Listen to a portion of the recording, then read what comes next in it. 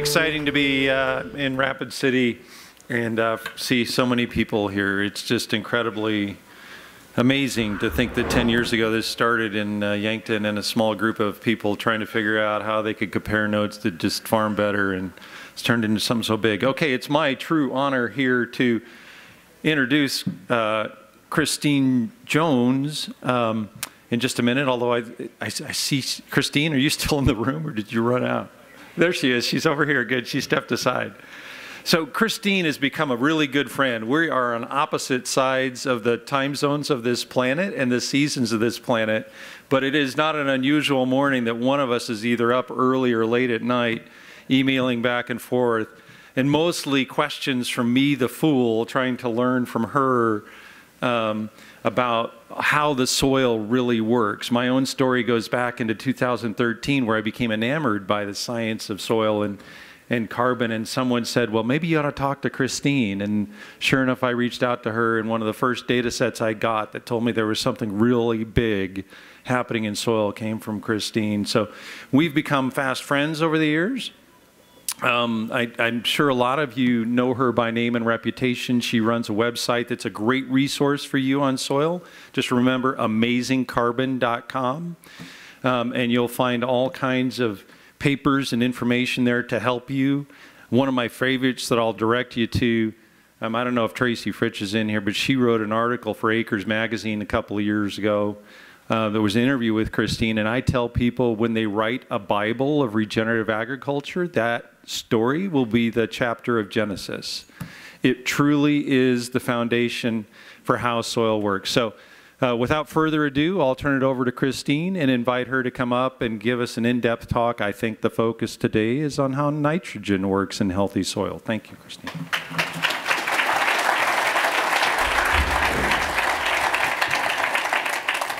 Well, thank you so much, Russ, for that introduction, and thank you for the others in the team of Grass-Fed Exchange for the amazing things that you've done over the last 10 years. I was, yesterday, went on the bus tour to the 33 ranch. I know some of the Rasmussen family are here today, and was quite sad to hear that Terry Grompet, who I'd heard a lot of amazing things about and has since passed away, but it was just wonderful to think that this legacy is part of his legacy, him and Wayne Rasmussen and others that established the Grass-Fed Exchange. So congratulations to all of you, and wonderful to see it growing the way that it is, and to see around the world actually the way that the grass-fed movement and the regenerative agriculture movement are really gaining pace.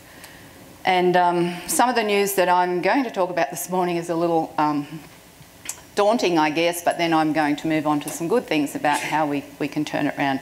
It's a pretty hard act to follow after Jonathan.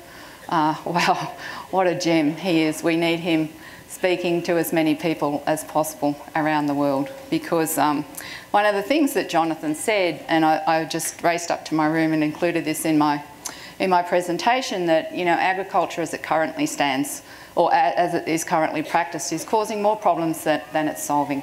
And I think most of us in this room are very well aware of that. And particularly here in the United States, Trouble in Farm Country was an article that came out late last year, October 17, 2017. And in that article, they were saying that the drinking water supplies for millions of Americans in farm country are contaminated with a suspected cancer-causing chemical from fertiliser. And this contamination is nitrate. It gets into drinking water sources when chemical fertilisers or manure runs off poorly protected farm fields. Now, nitrate is a carcinogen at 2 parts per million. The EPA level, I think, for nitrate in drinking water in the United States is something like 10 parts per million. And I think in New Zealand and other places, 11 or 12 parts per million. So, you know, what is the EPA is saying is safe. If they're saying 10 parts per million is safe, but it's a carcinogen at 2 parts per million, then we really have to look at what, you know, what evidence, what information is being given to the general public about what really is safe. And this new report said that drinking water supplies for more than 200 million Americans in 49 states had some level of nitrate contamination. So let's look at the nitrogen story and in a little more depth. I realise that a lot of you here will be grass-fed producers and may not think that nitrogen is terribly relevant to you, but hopefully you're not using it on your pastures, and hopefully if you are, you won't be using it after today. But all of you are eating food that is produced mainly from cropland that is fertilised with nitrogen fertilisers, so this is relevant to you. And it's relevant to the entire biosphere. It's relevant to this beautiful blue planet that Jonathan was talking about this morning and the things that we are doing to that planet. It's also, even from an economic perspective, is relevant in the fact that just from an economic perspective, farmers who are using nitrogen may not be aware that only 10 to 40% of the nitrogen that they apply is actually taken up by their plants in the year of application, and that's due to losses somewhere between 60 and 90% from some words I'm going to pronounce differently to you. Denitrification, volatilisation, I know you don't say it like that, but just get used to it because that's the word I'm going to use. Leaching, which I'm sure you all understand, and surface runoff. So globally, farmers spend $100 billion on nitrogen fertilisers, and they lose between $60 billion and $90 billion of that. They might as well get $100 bills and throw it out onto their acres. The rest of it is going into the air or polluting the water. And you're all very familiar. The outline of the United States is a little bit wider than that green bit. That's just showing the drainage plan basically for the Missouri and Mississippi. And as I think it was Barry Dunn mentioned this morning, that outfall is all going into the Gulf of Carpentaria, and we have that massive dead zone. He also talked about the huge amounts of sediment that are going into those river systems as well, and after the recent rain here in South Dakota, we've certainly seen a lot of that. That sediment should not be leaving the land. It's carrying all the fine particles of soil, and it's carrying organic carbon and organic nitrogen, and it's taking things away from the land where we want it to be and dumping them somewhere where we don't want it to be. And we really, when we're talking about things like nitrogen, like fertilisers or land management, whatever it might be, it's about, as Jonathan was saying, it's a systems approach. When we actually change the way we manage the ground cover, the way we manage our farms, the way we grow our food, we can impact on so many of these things that are all related. And it's not just in the USA. There are over 200 oceanic dead zones around the world due to fertiliser runoff. You know, we are polluting this planet to the point where we're killing so many other species just to grow food, which was it Barry this morning pointed out that 30 to 40% of it is being thrown away anyway. You know, and we can feed the world quite easily with the amount of food that we could produce much less food and still feed the world. And it's not just the USA. As I said, it's not just the USA that is impacted with the use of these high analysis fertilisers. In Australia, where I come from, 73% of the Great Barrier Reef is dead.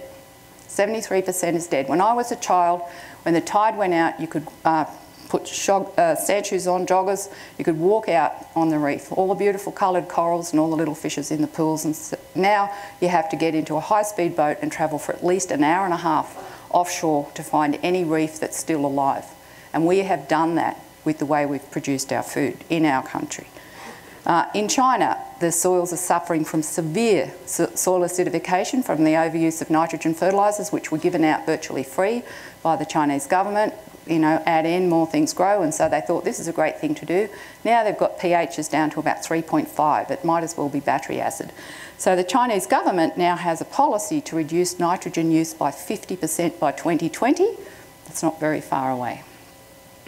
In New Zealand, milk has been rejected by China, of all places, due to excessive nitrate levels. We don't want a carcinogen in our milk, and the Chinese don't want it either. And then here at home, in the United States, in Washington State, I've heard reports of soil pH having fallen from 8 to 4. Given that pH is a logarithmic scale, that is a massive reduction in pH, and I've heard that from very good sources in calcareous soils due to the overuse of nitrogen fertilisers.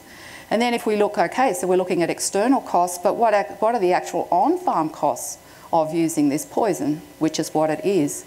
It actually limits the plant uptake of minerals and trace elements, and I'll explain a little later how that actually occurs. Well, basically, a plant will be supplying carbon from its roots to the microbes in the soil that it relies on to bring minerals and trace elements to it, and if we apply nitrogen, then it's no longer exuding that carbon and no longer holding a conversation with the soil microbiome, if you like. And we're seeing so many parallels between the soil microbiome and the human gut microbiome, which I'll get to in a moment. But what happens when we are using inorganic nitrogen on our farm, and I do specify inorganic nitrogen because I'm going to be talking in a little minute about the difference between inorganic nitrogen and organic nitrogen. We want it in the organic form because then it's totally safe, it doesn't leach, it doesn't volatilise, it doesn't cause any off-farm impacts, and it's a very beneficial thing for us to have in our soil. But if we've got using inorganic nitrogen, then we will have increased plant susceptibility to pests and diseases. Then we start using the insecticides and the fungicides and the other things that Jonathan was talking about, and that's going to reduce farmers' profits. It is not profitable for you to use inorganic nitrogen, and it's adding unnecessary chemicals to the food chain because we get into the situation where we more or less have to use insecticides and fungicides to save a crop because the plant's immune system has been so impacted by the fact that it's not able to obtain its own trace elements and minerals from the soil because we've interfered with that communication with this high analysis fertiliser. And the reduced plant uptake of minerals and trace elements has a negative flow-on effect for animal and human health, as well as all the toxins that we're putting into the environment, and I'll deal with that in a moment. It also forms non-protein nitrogen if you're a livestock producer, which I gather most of you are. If you're using nitrogen on your pastures, it will result in non-protein nitrogen in the plants, funny protein we call it, which is very, very difficult for your animals to deal with, upsets their metabolism and causes all kinds of metabolic disorders in livestock, and it stimulates weeds. So just to summarise all of that, it's expensive because most of it's wasted, it's highly inefficient, it's polluting, so why do we use it? Well, when you put nitrogen onto plants in a greenhouse experiment or in a field where you've cultivated the soil or sprayed everything out so that there's no biological activity there, you put inorganic nitrogen on and it does make the plants grow more because they don't have any other means of obtaining their nitrogen. So you've sort of, with the way that we farm with monocultures, with cultivated or sprayed out soils, we have reduced the soil microbiome to the extent that when we do add inorganic nitrogen, plants will grow more. But that increased growth that we see actually doesn't necessarily relate to increased production, although we think it does. And we've been told it does. And we've been told over and over and over again that it does, to the point that many producers think they can't produce anything, that they would not even be able to grow a crop or raise livestock on pastures if they didn't use nitrogen. And in some countries of the world, that is a firmly held belief. If we look at Australian grass-fed dairy, most of our dairy is grass-fed. In fact, I have never seen a confinement dairy in Australia. But we see that there is a very poor relationship, if any, between the amount of nitrogen fertiliser applied to those pastures and milk production, even though the dairy farmers have been told that there is. And this is the data. So the top, the black line is litres of, the top line is nitrogen applied, and the bottom line, the red line, is litres of milk produced. Now, if you can see a good relationship between those two lines, well, you're a better scientist than I am. Now, that red line at the bottom is increasing slowly over time, but during that time period, we've also seen improved animal genetics and selection and just basically dairy procedures that have increased milk production over time. Absolutely nothing to do with how much nitrogen fertiliser has been produced. Has been applied, but the nitrogen fertiliser that has been applied has led to serious health issues in the dairy industry, including very high infertility rates, somewhere around the rate of 20 to 25%, often of dairy cows fail to conceive. So how can you run a dairy farm when you've got 20% of your cows empty? And a lot of that is related to the very high nitrogen loads in their body.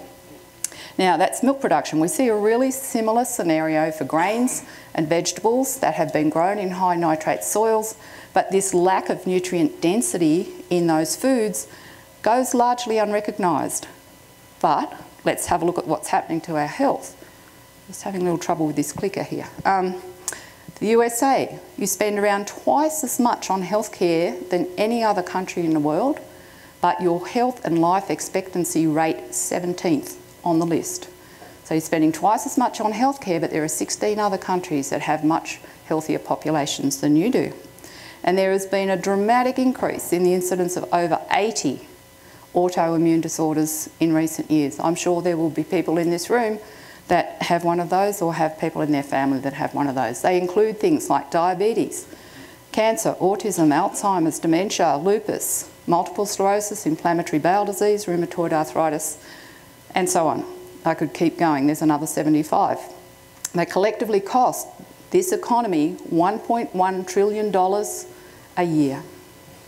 And autoimmune disorders currently affect 1 in 6 Americans, and the numbers are growing daily. Well, you are what you eat, and more Americans are dying from a poor diet than any other factor. Part of the problem is poor food choices. We all see that, but even those that try to eat good food are not getting the minerals and trace elements that they need.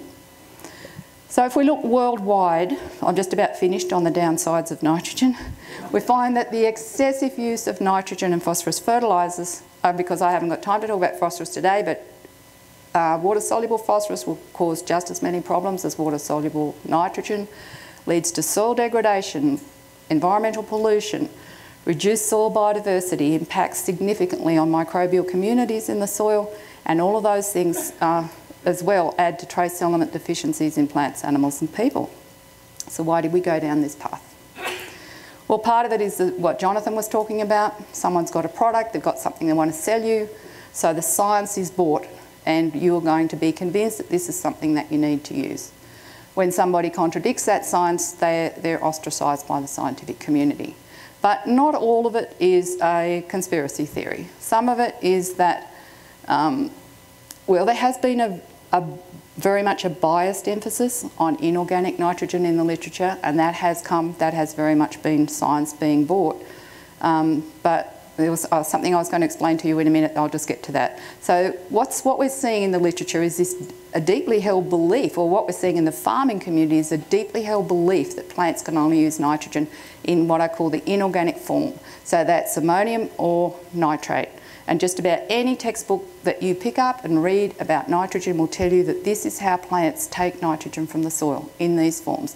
And if you ask Dr. Google for the nitrogen cycle, just put in the nitrogen cycle, and you will see multiple copies of this kind of a diagram. I can't use a laser pointer here, but basically if you have a look at that red tractor there that's in the middle, red for danger, and underneath that it says fertilisers, and then you've got some arrows that go off to your right, runoff, leaching and eutrophication of waterways. Okay, then you've also got fertilisers coming down with an arrow to ammonium, nitrites, if you follow the red arrows around, to nitrates, and then denitrification and then gaseous losses. So we end up with a whole heap of noxious nitrogen compounds in the atmosphere that we don't want to have there as well. Right in the middle you'll see a cow, black and white Holstein cow, and then there's a little bit under her showing some organic matter, but that's obviously not, and they're still talking about mineralisation of that. And then between the cow and the tractor you'll see a red arrow coming down from gaseous atmospheric nitrogen that's up there near that cloud. In actual fact, 78% of the atmosphere in here right now is gaseous atmospheric nitrogen. It's not just up there near the clouds. And then there's an arrow that comes down that says bacteria fixation. What happens to that when it reaches the level of the ground? It's like, okay, it's not relevant, right? That's what they're saying. But how do you think this planet and every plant and every animal on this planet got their nitrogen before the Second World War, or before Haber-Bosch was invented in the early 1900s? Okay, bacterial fixation has been 100% of the way that, well, apart from nitrogen, lightning accounts for about 3%. So the other 97% was bacteria in the soil, and yet nearly all of these figures that you'll see of the nitrogen cycle show that not even going anywhere. So how could people be expected to understand that or to know about organic nitrogen when we're just shown all of these figures that demonstrate the inorganic cycle?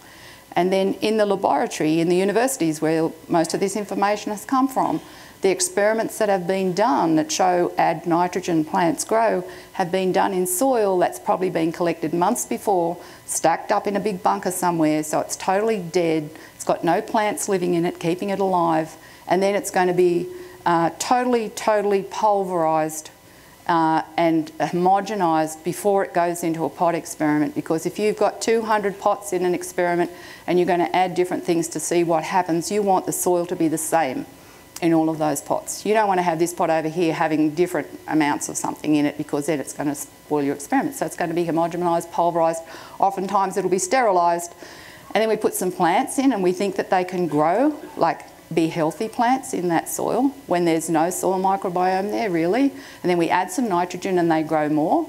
Well, we had some plants that we just added water to, and then we had some we add nitrogen to and they grew more. Well, hello. What about if we had actually had some really healthy soil that we'd collected from somewhere and we'd compared that to adding nitrogen? And in fact, if your soil is really healthy, you will see no response to added nitrogen, and you'll see no response to added phosphorus. So farmers could be forgiven for not knowing about organic nitrogen. So what do I mean by organic nitrogen? What's the difference between that and inorganic nitrogen? I can't actually see you because I've got bright lights in my eyes here. So anybody that I can just see in this circle here can tell me what would be the difference between organic nitrogen and inorganic nitrogen? Like, what would be the differentiating thing? Thank you. It's bound with carbon. So an organic compound doesn't necessarily mean certified organic. It means that it has carbon in the molecule. So we have a whole field of chemistry called organic chemistry, and they're all the carbon compounds, and then inorganic chemistry is all the things that don't have carbon in them. So obviously ammonium and nitrate don't have carbon in them, but there are hundreds of compounds that do have carbon and nitrogen in them. And if we look at biological fixation of nitrogen, again, this is just from the internet, and I don't have a pointer, sorry, but you'll see that there is an N2 shown in the top of that slide, and that's dinitrogen. That is how nitrogen is in the atmosphere. It's actually two nitrogen atoms bound together, and they're bound so tightly that plants can't separate them. Plants are unable to separate them, but these bacteria in the soil called diazotrophs, and it's diazotrophs because they're utilising dinitrogen, and troph is just a word that means, you know, like an energy level or a food. Diazotrophs are these amazing bacteria and archaea in the soil that can take totally inert nitrogen gas from the atmosphere and convert it to a plant available form at just normal temperatures and pressures. When we try to do that with the Haber-Bosch process, we have used enormous amounts of energy, which is why most ammonium fields are located on gas fields, natural gas fields, or near some other source of fossil fuel. It's a catalytic reaction that we have to use enormous amounts of pressure and temperature, something like 1200 degrees centigrade, to actually convert atmospheric nitrogen into ammonia. And yet diazotrophs sitting there in the soil at normal temperatures and pressure doing this every day. So you have to wonder, don't you, about the amazingness of biological system.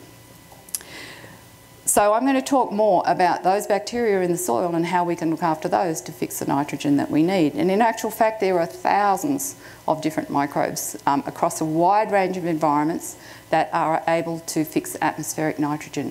At one time we used to think that it was mainly legumes because we knew that there were rhizobia bacteria in the nodules on the legumes, but the other 99.9% of nitrogen fixing bacteria in the soil refuse to be cultured in the laboratory. They don't want to know anything about us and labs, and they just don't want to grow in a petri dish.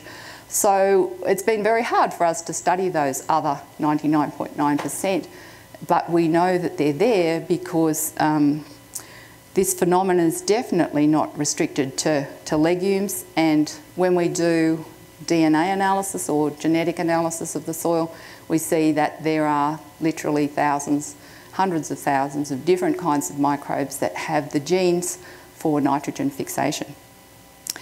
This is an old figure, really old diagram just talking about biological nitrogen fixation, and if you look in the agricultural systems there on the right,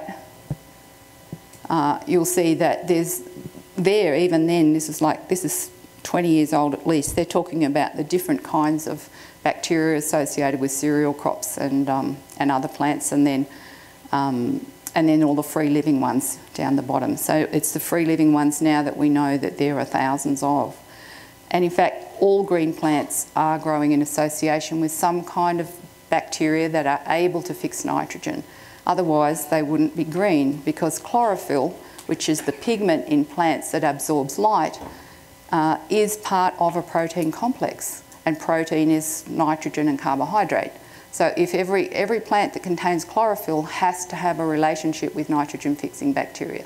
And if you just take a walk around outside, I mean, you can be in a totally natural environment, in a national park somewhere or whatever it is, where nobody is using nitrogen, and all those green plants that you see, from tiny little things right through the shrubs, the trees, everything, is all associated with some kind of nitrogen-fixing bacteria. Why do we think we have to go and get this stuff in a bag?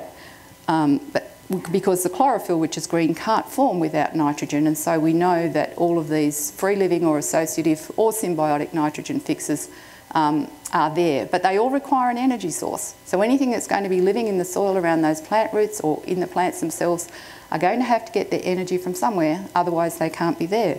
Well, what is their energy source going to be?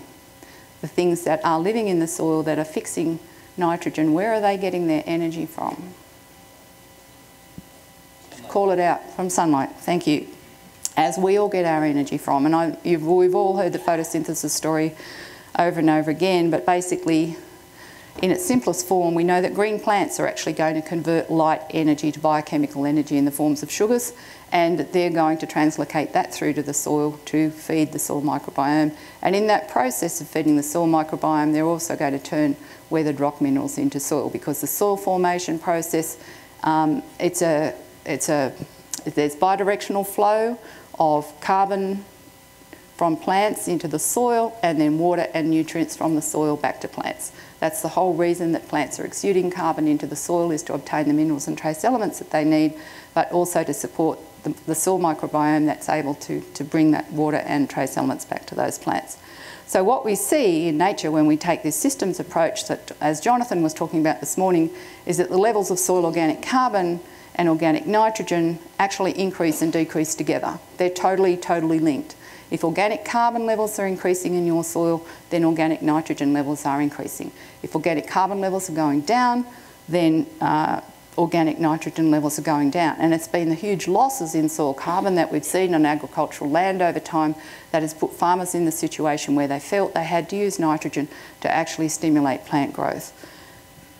And in fact, here in the United States, many of your soils have lost 50% of their original carbon. There was a recent report that came out talking about how many of the prairie soils that were once classified as mollisols because of their carbon content, I think something like 30% of those can now no longer be classified as mollisols. They're not even black soils anymore, they've become grey. So they have lost massive amounts of carbon. And one of the reasons is that basically we've impacted on photosynthesis either through cultivation, or even if we've gone to no-till, if we haven't had green plants in that system, there hasn't been photosynthesis, and so we're not building carbon. And when we're losing carbon, we're losing nitrogen, and that kind of puts us in that situation where we feel that we have to use it. Just a recent example of how quickly green plants actually can build carbon and improve nitrogen levels in soil. I just took this in California last week, and you can see there's one row there's been cultivated and the other one still has green plants growing in it. I'm not quite sure what they were doing there, but if we have a look at that soil in the cultivated example and take some of that and then grab some soil from underneath a living plant, in this case it was field bindweed, which, you know, we call it a weed. Actually in California they're calling it morning glory, which I thought was a much nicer name for it. I was just watching some cattle, actually at Green Cover Seeds at Brian's place last week, that came into an area that was eventually going to be a lawn for Brian's house, but he had just let whatever wanted to grow there come up in the meantime to build some soil carbon and get the soil moving. And when the cows came in to graze it, the first thing they ate were all the flowers off the bindweed, and then they came back and ate all the leaves off the bindweed, and then they ate the kosher, and eventually they came back and ate lamb's quarters and other things. So it's interesting that sometimes what we call a weed can actually be a favoured plant for grazing animals. So, you know, but here in this case, what I'm looking at is what this weed is actually doing to the soil. So I can't figure out left and right from here. So, okay, so my hand on the left-hand side, it's all back to front here on my screen. You'll see that that's the well-aggregated soil from underneath the, is it the one on the left side? Yeah, from underneath the bindweed. That soil had more moisture in it, so it's a myth that those plants were actually taking from the soil, and it certainly got a lot more organic nitrogen in it than the other one from the bare soil. So let's just have a look at what is actually the limiting factor here on our farms in terms of if we want to build organic nitrogen in our soil, what is it that we need to do? So we need to look at the fact that carbon and nitrogen are linked, and then we'll ask the question, how much carbon dioxide is actually in the atmosphere as a percentage? Does anybody know, anyone that I can see, or maybe you can call it out if I can't see you, how much? 0.3%.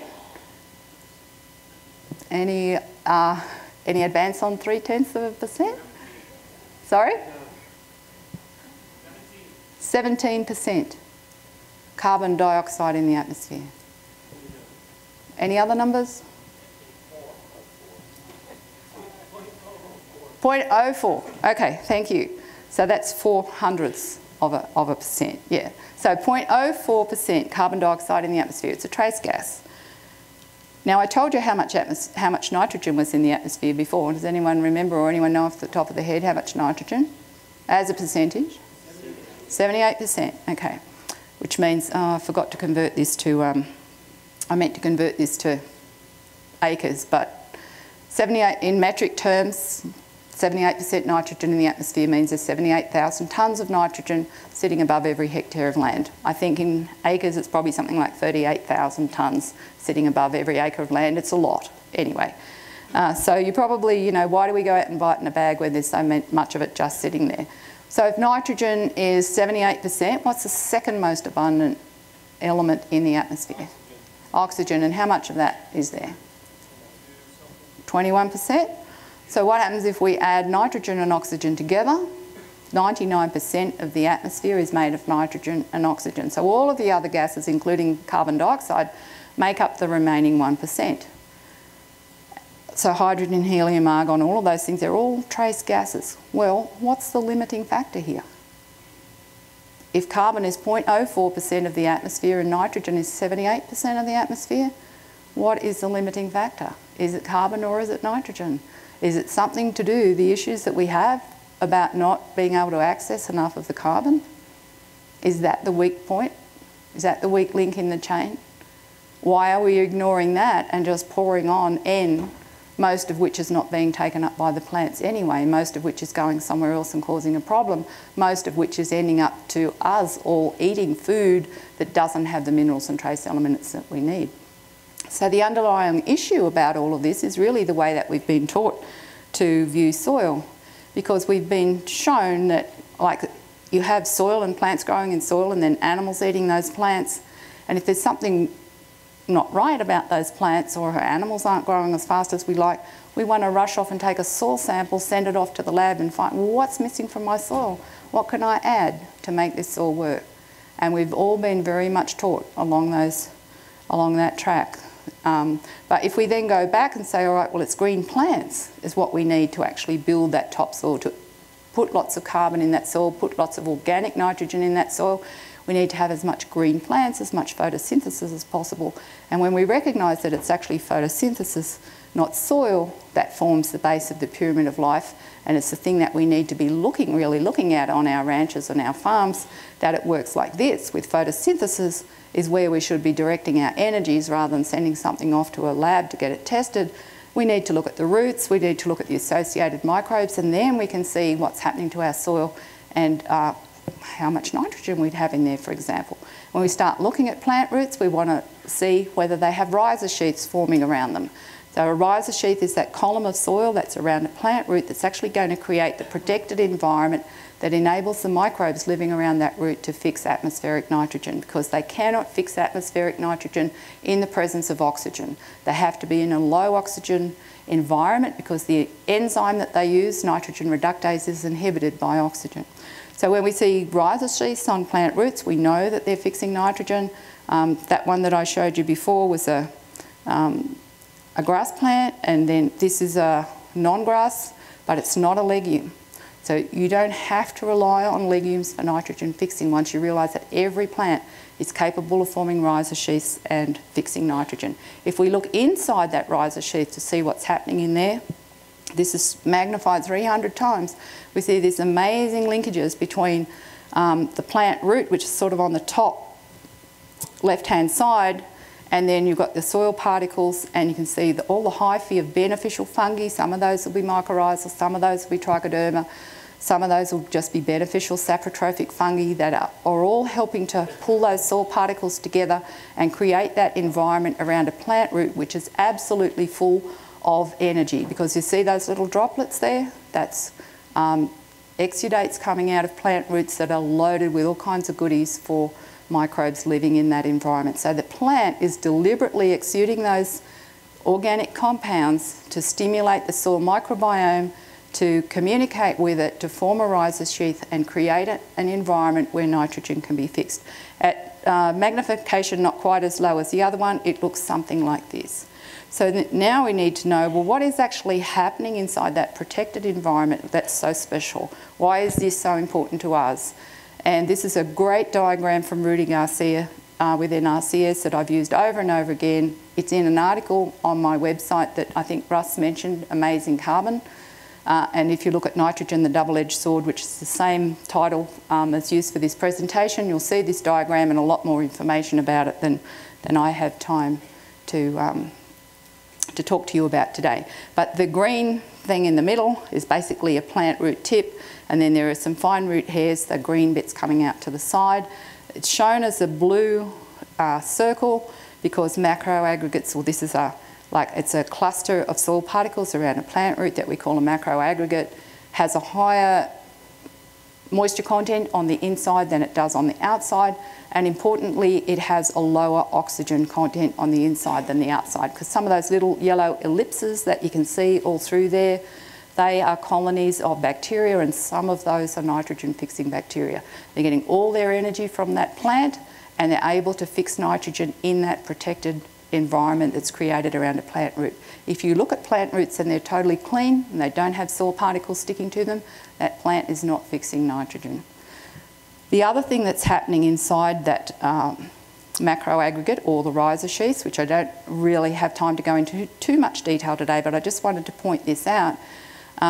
Also the little strands that you see there are mycorrhizal fungi that are pulling all of those soil particles together, and the bacteria form little micro aggregates. They're the orange shapes inside that diagram, and then the fungal hyphae will pull all the little micro aggregates together into a macro aggregate. And it's a these water stable macro aggregates, they're not going to get washed away in the rainfall. They're not going to, if you put soil with water stable aggregates into I'm sure most of you will have seen the slake test that NRCS do, it will just sit there in that basket and it won't form muddy water. The water will stay clean when you put that soil in it. So not going to end up with muddy water running off into the Missouri or wherever.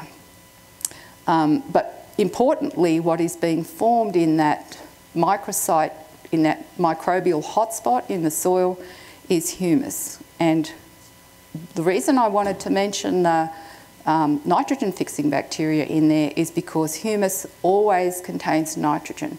So it's about 60% carbon and 6 to 8% nitrogen, always. Doesn't matter where in the world that it's formed, what kind of plants it's formed under, what kind of soil, what kind of environment, it's always going to have those relative contributions or components of carbon and nitrogen in it. And the thing that I wanted to emphasise about that is that organic nitrogen is nitrogen and carbon combined biologically. So the only thing that can do that in our soil are the bacteria that we need to have around our plant roots. And once we start using high analysis fertilisers or any kinds of pesticides, we are going to have a huge effect on that soil microbiome. We're not going to be able to get the nitrogen that's coming to us for free in an atmosphere that's 78% nitrogen. So it's totally counterproductive to apply those things. We know that organic nitrogen can't form without organic carbon, and as I said before, you know, the information that we have from around the world, not just in the United States, is that levels of soil organic carbon have been reduced over time, sometimes massively. In Australia, we've lost about 80% of our original soil organic carbon, and that's been very well documented. That's been through a combination of bare fallows. In other words, we grow a crop and then we have bare soil, and then we grow a crop and we have bare soil. High rates of N fertiliser, great way to chew up your soil organic carbon. Fungicides, pesticides, inappropriate grazing is another one. You know, set stocking, having animals being in contact with pastures for too long. They're always going to be selective. Those plants that are being continually grazed, particularly in a dry time, they will die. They will leave a patch of bare ground, and once you get a patch of bare ground, those patches start to grow. So we see degradation actually happens, like from one plant dying and then a patch growing. We start to see patches across the landscape that don't have plants in them just through inappropriate grazing regimes. So it's not always cropping, that's the evil force here. In fact, all of these things, as we know, can be regenerative. Like appropriate grazing management is the fastest way that I know to restore soil health. And then with all the information we have now about cover crops and multi-species cover crops, and that was something that I'll be talking about more tomorrow in the breakout, is about the effect of the diversity in those crops, how we can, all of those operations, we can completely reverse all of these things as long as we don't have bare fallows and we're not using high rates of N. So all of these things happen on many of today's farms, so it's really hardly surprising that apart from water, nitrogen is frequently cited as the most limiting factor for plant production. I think I already showed you those, but I thought I'd taken them out, but I obviously didn't. But what we've done in our landscapes that are lacking photosynthesis is that we've tried to replace biological activity with chemical fertilisers. But plants supported by these high analysis fertilisers, just as I said, can't get the minerals and trace elements that they need. So I'll just give you an example now of for a couple of, forget about the well, don't forget about the negative, but that's where we've been and that's what we've done and that's where we're at. What about the people that are, how long have I got? Oh, the people that are farming regeneratively, and how have they managed to change things around on their farms? So one example I was going to give you was of the Haggertys in Wyalcatchem in Western Australia. They live in an extremely dry environment. In inches, they probably get about 8 to 12 inches a year. There are 6 million hectares of wheat grown in this very low rainfall environment, and the average wheat yield, I meant to convert this to bushels and I forgot. You know, you're the only country in the world that has bushels per acre, and I just put these slides in this morning and I forgot to do it. Anyway, it's 0.5 tonne per hectare is the average yield over the whole 6 million hectares, but is that about 15 bushels? Does anybody know how to convert bushels to... Abe, can you do that for me? 0.5 tonne per hectare, I think it's about... Is 15 bushels really low yield? Yeah, well anyway, it's really low. And the idea, and farmers are told to make, this is the bare fallow, right? So they've harvested their crop. This will look like this for 6 months of the year. And then the crop will be there for about five or 6 months, and it'll look like this for 6 or 7 months. Don't let any weeds grow in this fallow time, because, or don't let anything green go. Let's stop calling them weeds, because they'll use up all the water. They're going to carry disease from one crop to the other. So this is best management practice. You just keep all of the green out, and then you plant your crop into that. And each year when you plant your crop into that, you find that you're having to use more and more fertiliser just to get the same yield that you got the year before. In Western Australia, average wheat yields, even though they're only 0.5 tonne per acre, were actually doubled in the period from 1980 to 2000. Wheat yields doubled. So it must have only been 1/4 tonne before. But in that same 20-year period when wheat yields doubled, farmers' profits halved. And now it's very, very hard to grow wheat and make any profit whatsoever. The input costs are so high, it costs millions of dollars to put a crop in over these large acreages, and the banks are carrying all that risk. Well, the banks have got pretty cluey about this, and I'll talk about that just in a second, about what the banks are now looking for before they lend out millions of dollars for planting this country. And they're looking for people like the Haggertys, because this is what the Haggertys looks like over summer. They don't spray all their green stuff out. I'll stop calling it weeds, because they've got sheep, and they say, well, why would we spray that? Why would we spend money 2 or 3 times every summer spraying all of our fallows out and keeping them clean when we can grow green stuff for our sheep? And these green plants are summer active grasses that don't even grow over winter. There's no way that they can compete with our crop. First frost and they're gone. So what they've done is just let that grow, graze it with sheep, and then plant their wheat straight into it. Well, the Wheatbelt NRM did some soil surveys and collected samples from 50 farms in this area and looked to see what their soil carbon levels were. And I don't have time to explain in too much detail, but the protocols that they used were developed by the National Soil Carbon Research Program that was developed by our national research organisation, CSIRO. They took 5 replicates at each of 3 depths. I don't know whether that necessarily means anything to you, but what they found was this.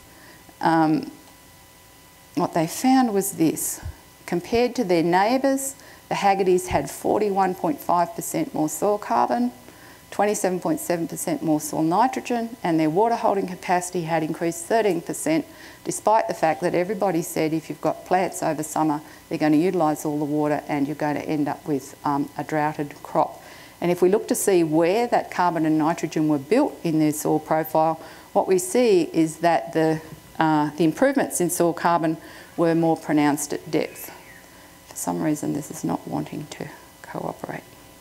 So in the top 4 inches, they had a 37% increase in carbon in the 4 to 8 inch profile. So we're just looking at the top 4 inches, then 4 to 8, and then 8 to 12. And as you go down, there's more and more carbon. Down here at 12 inches, below the soil surface, they had nearly 54% more carbon than their neighbour. So that means that it's carbon that's coming, it's exudates that are coming out of the plant roots, not only of their crop, but of those green plants that they allow to grow over summer. Well, the West Australian Department of Agriculture, who are very much pushing having clean fallows and then using lots of nitrogen in the follow-on crop, who pays the West Australian Department of Agriculture? Well, I don't know. But they said that you would have to put 39 tonnes per acre of organic matter onto those fields to increase soil carbon by 0.5%. So if you had to put 39 tonnes of organic matter there to increase carbon by 0.5%, how could they have possibly increased it by 40%? So then they refused to believe the results. What they didn't realise was that in actual fact, the main pathway for that carbon was through those living plants. And because they are telling farmers not to have living plants over summer, they then can't turn around and say that this happened. So it's interesting, it just correlates so well with what Jonathan was saying earlier, that if it doesn't fit the accepted paradigm, it is just simply discarded and told this is impossible, this can't really happen. And so we lose this amazing data that comes from farmers who are doing things differently and showing how all of us really could so much more cheaply and so much more effectively improve the quality of our soils and of the food that we eat. Because we know that, as I said, that building carbon actually comes from this exudation from living roots, and that's how we get the nitrogen forming in the soil. Because if we look at the roots on the wheat that's grown by the Haggertys, look at the amazing rhizosheath development there in those plants. In that little wheat seed that's on there on the right-hand side, it hasn't even produced leaves yet. It's produced 3 roots that are all like totally coated with rhizosheath, which means they are madly fixing nitrogen around those roots. There's the coleoptile, which is the bit that pushes up through the soil and hasn't even developed leaves. And it's already formed a symbiotic relationship with the microbes in the soil. And then a little later, the one on your left, you can see how much soil is actually sticking around those roots. So there is a lot going on there, and there's absolutely no need for them to use any fertiliser. And what we found what the data showed, that the increase in organic nitrogen on their farm that accompanied that increase in soil carbon was 800 pounds per acre. We've got 800 pounds per acre of nitrogen and they don't add any. That's probably why they've got 800 pounds per acre increase, because adding it would be detrimental. And that when they run test strips through their crops, they crop 13,000 hectares, which is a lot, about 25,000 or 30,000 acres, I think, of wheat. So this is a big operation.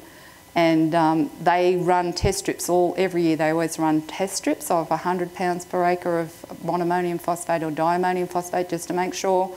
And they never see any response at all to those fertilisers. And they use a yield monitor, of course, when they're harvesting, so there's nothing shows up at all where they put that fertiliser.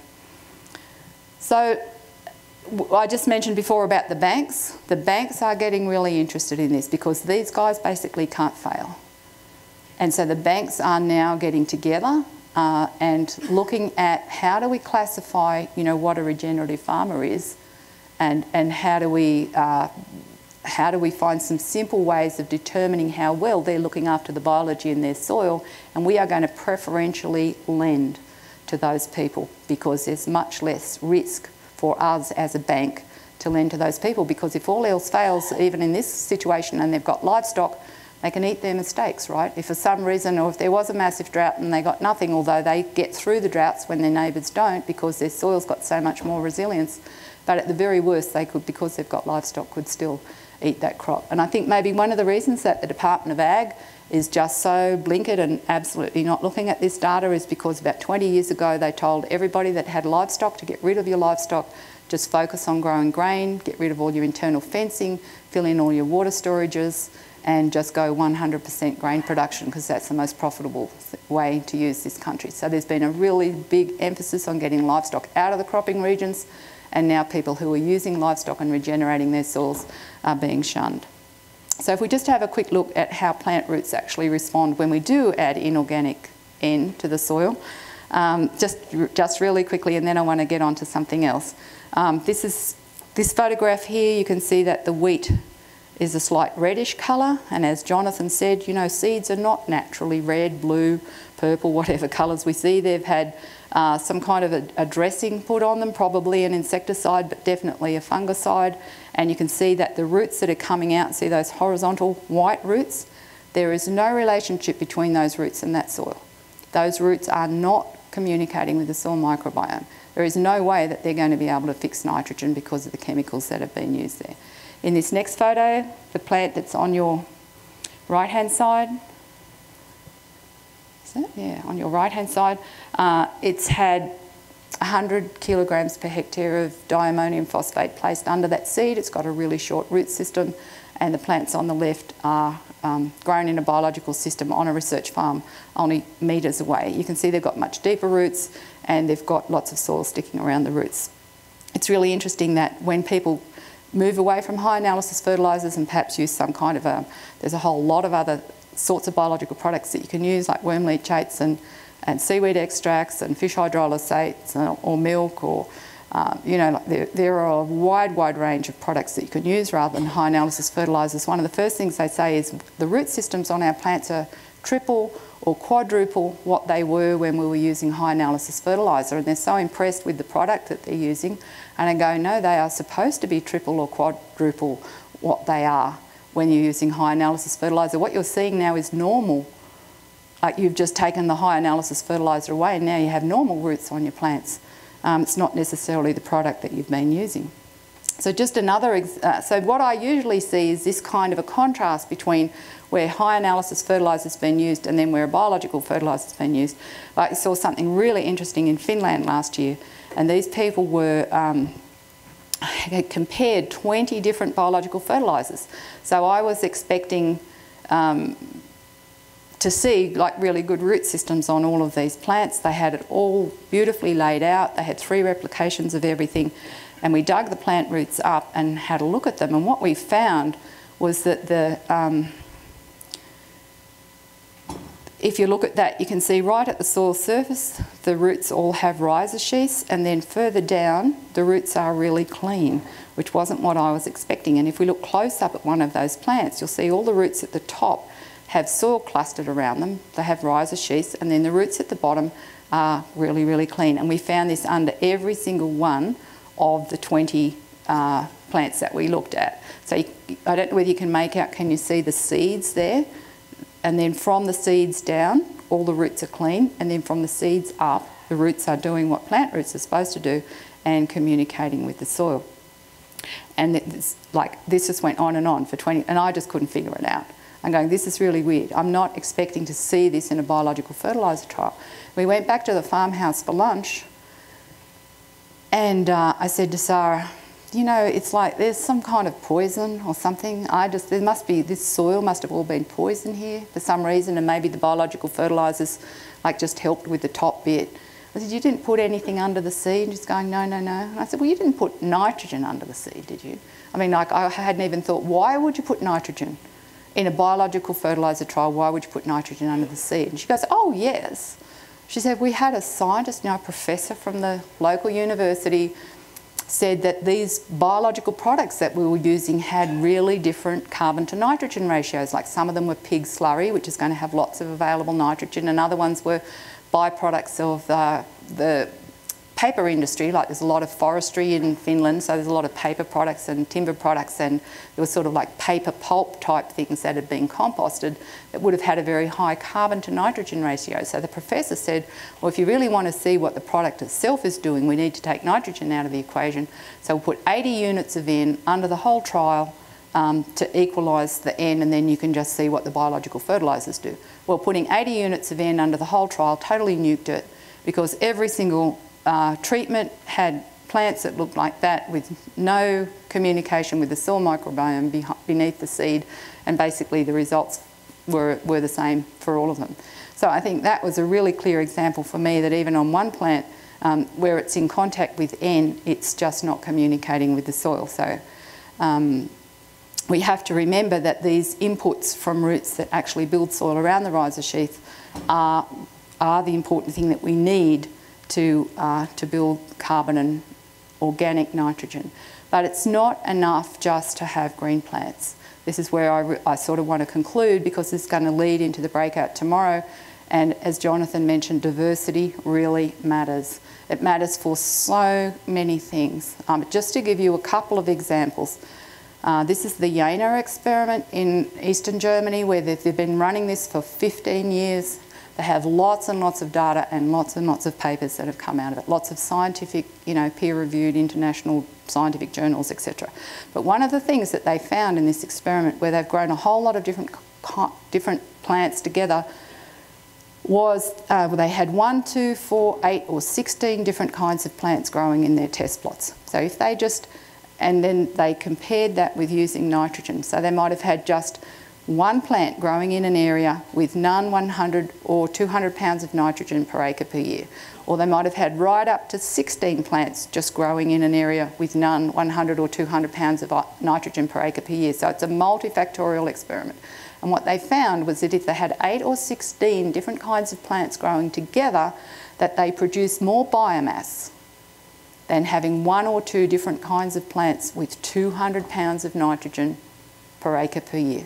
So what does that tell us about crop production when we're trying to grow a monoculture like corn or soy or something, or wheat or whatever it may be, and instead of having diversity in our crops, instead of stimulating the biological activity in our soils, we're using a nitrogen fertiliser that's impoverishing our food, impoverishing our environment, polluting the marine ecosystems that are miles and miles away from where we all live, basically having an incredibly detrimental effect to this planet that we share with so many other species, which we are pretty quickly killing off, that we're using that when diversity could actually replace all of that fertiliser and do better than that fertiliser.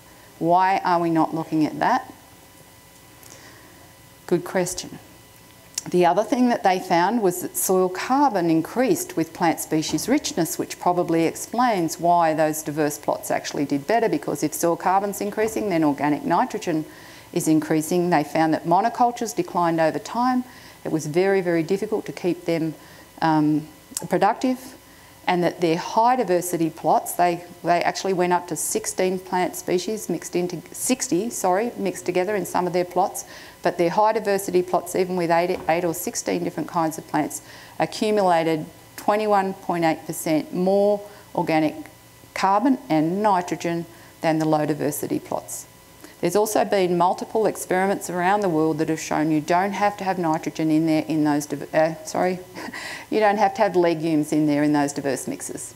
provided you've got sufficient plant diversity of not just grasses, but also a lot of non-grasses, and talk more about this tomorrow, the fact that your original rangelands had at least 60% non-grasses, and some of the data that I've seen from other people has shown even higher levels than 60%. It's not all just about grass plants, and it's not just about legume plants. So just in summary then, we see that plant diversity builds soil carbon, and for that reason it's being able to replace fertiliser, replace insecticide, replace fungicide, and also displace weeds.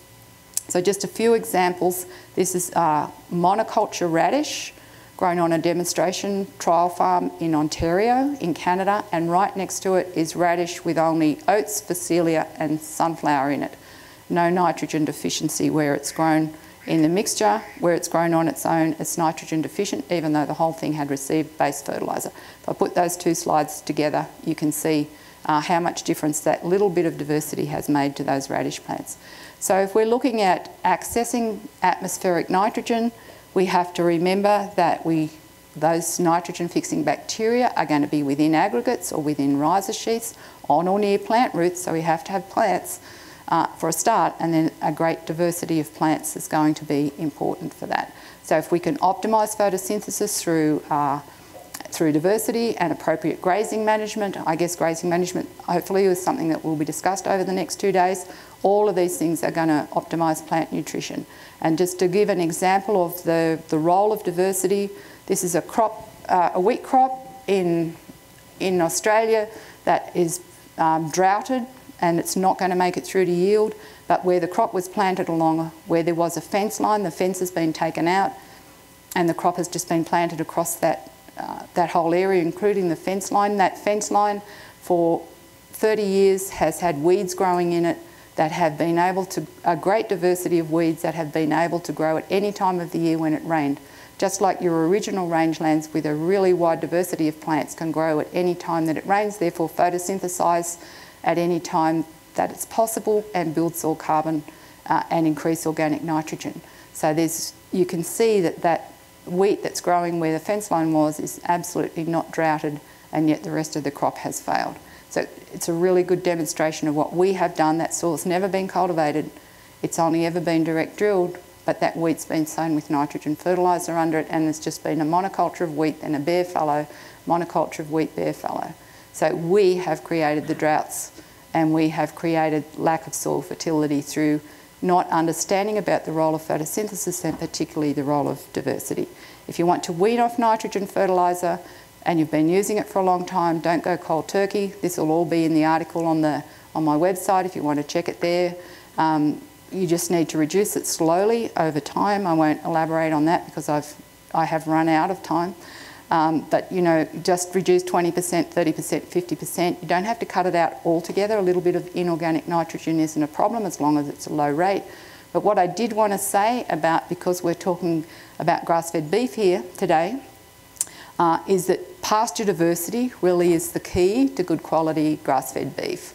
It's the diversity that is going to improve your soil microbiome, which we'll talk more about tomorrow, and therefore improve the access to all the trace elements and minerals and everything that you need to have in those animals, in that meat that you're producing. So if we've got, I do have some questions about the grass-fed label. If it's, for example, produced under irrigation on one kind of pasture that is supplemented with high amounts of nitrogen, it's going to be a totally different product to one that comes from a diverse pasture that's relying on a healthy soil microbiome and that doesn't have lots of fertilisers on it. And I think that we maybe need to look at, in our marketing and in our labelling, do we need something like a plant diversity index or something simple that's going to indicate that yes, this beef actually does have the trace elements and minerals in it that we are also lacking in our diet. So more on that tomorrow. So thank you very much.